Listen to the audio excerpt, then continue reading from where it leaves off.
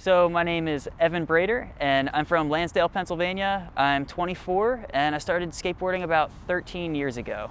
And when I started, one of the biggest things that I liked about it was just exploring. I always wanted to just ride around my neighborhood.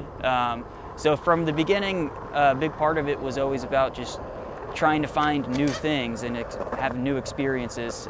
So eventually all the friends that I had that skated either stopped skating or stopped hanging out with me. And it no longer became me trying to do tricks to fit in, and it became more about me trying to find the courage to achieve the things that I wanted to do. And I think with the group mentality, I wasn't able to grow as much, and it wasn't until I started venturing off on my own and started believing in myself and trying to be by myself. That was a great way to learn. About 4 years ago, I was introduced to a man named Ken Fink, who owns a company called Wondergy based out of Philadelphia. And his company does science education programs. He has about 4 different programs, and when he contacted me, he needed somebody to fill in for his skateboard science program.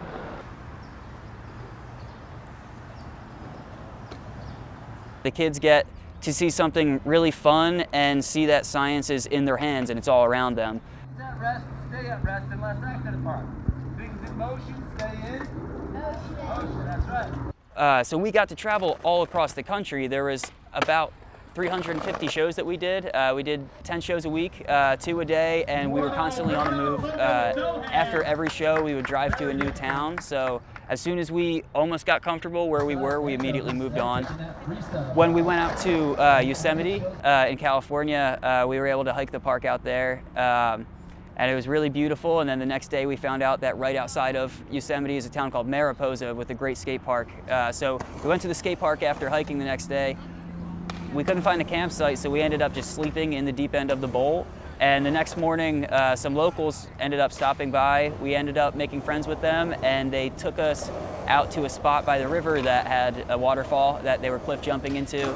And the water was ice cold because it was coming down from the mountain, but that was one of the best days of the whole tour. And a great thing that my friend Art that I met there told us was that they didn't really have any money, but they felt like they were really happy because of where they were, and they wouldn't change their life. And I felt that them being connected with nature and just appreciating the family that they have, that's truly what a lot of life is about. So I think that was a really beautiful thing to meet them and see such a beautiful place.